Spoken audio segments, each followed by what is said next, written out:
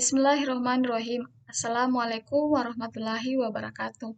Perkenalkan, nama saya Azna Dwi Ningsih dengan stambuk A1L1200035. Di sini saya akan menjelaskan mengenai materi dan perubahannya.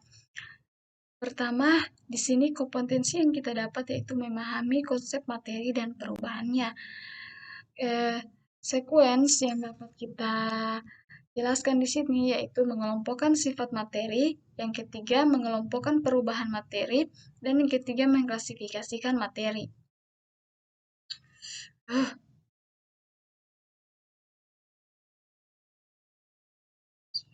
Assalamualaikum warahmatullahi wabarakatuh.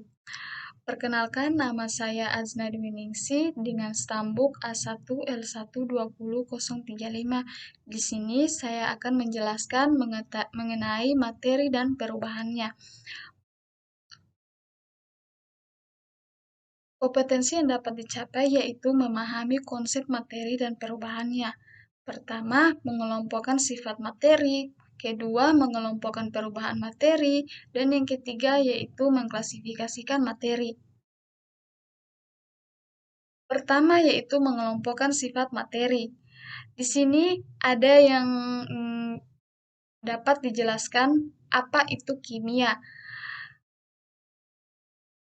Ilmu kimia adalah ilmu yang mempelajari tentang materi. Materi itu terdapat ada struktur, susunan, dan sifat. Kemudian yang kedua ada perubahan materi, dan yang ketiga adalah energi yang menyebabkan terjadinya perubahan materi.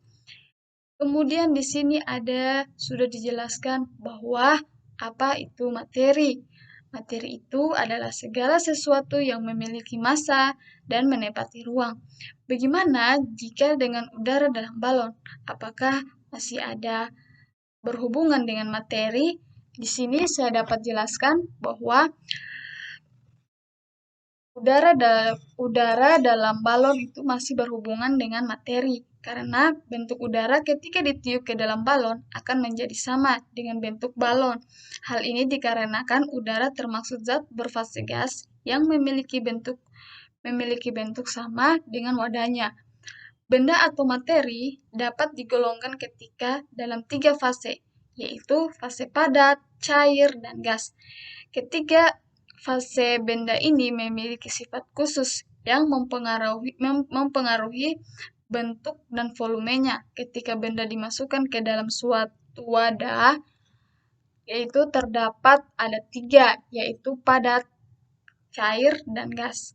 Pada padat, benda berfase dan padat memiliki sifat daya tarik antara molekulnya sangat kuat. Ketika benda padat ini dimasukkan ke suatu wadah, benda padat ini akan tetap mempertahankan bentuknya dan memiliki volume yang tepat pula. Contohnya benda padat adalah kayu, besi, dan plastik. Ketika kayu dimasukkan ke dalam tabung, maka tetap kayu itu berbentuk seperti asli dan volumenya juga tetap. Kemudian cair. Benda berfase cair ini memiliki sifat yang tarik antara molekulnya tidak terlalu kuat atau lebih lemah dari benda padat. Ketika benda cair dimasukkan ke dalam suatu wadah, benda cair ini akan berubah bentuknya sesuai dengan bentuk wadah. Namun, volume benda cair akan tetap sama. Contohnya, benda cair adalah air, minyak, dan madu. Ketika dimasukkan ke tabung, maka tetap air ini berbentuk seperti tabung. Namun, volumenya juga akan tetap.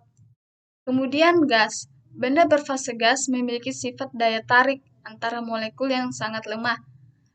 Ketika benda gas ini dimasukkan ke dalam suatu wadah, benda gas ini akan berubah bentuknya dan volumenya juga akan berubah sehingga sama dengan bentuk dan volume pada wadah. Contohnya benda padat adalah gas yang ditiupkan ke dalam balon ini, seperti yang tertera di dalam PPT. Kemudian pengelompokan sifat materi. Di sini ada 3. Bentuk dan volumenya tetap, tidak ada pengaruh dari luar, itu termaksud padat.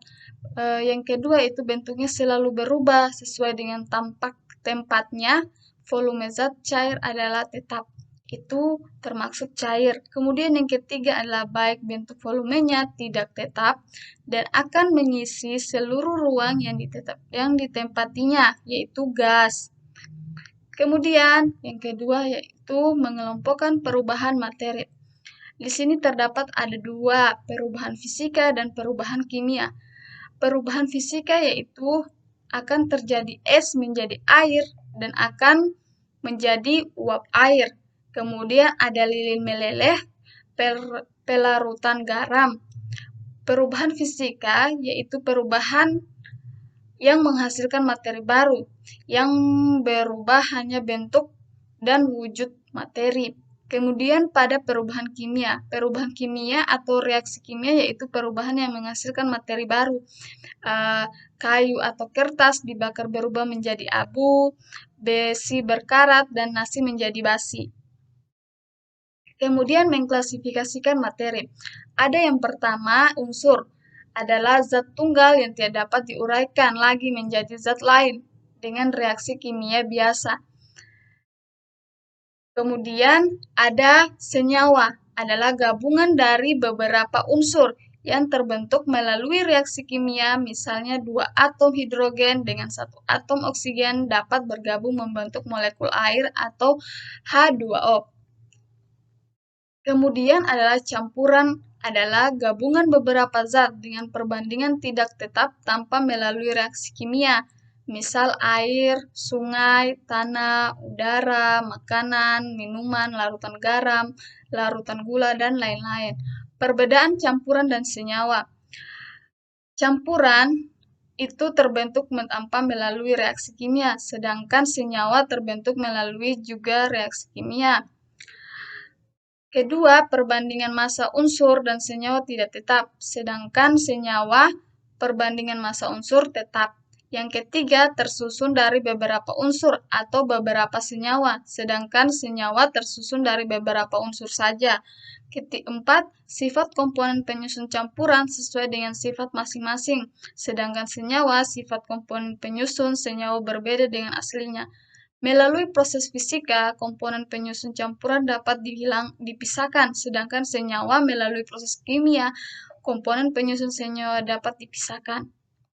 Bagian klasifikasi materi. Di sini dapat kita lihat bahwa klasifikasi materi itu terdapat 3, unsur, senyawa, dan campuran. Unsur terbagi menjadi 3, yaitu logam, non-logam, dan metaloid.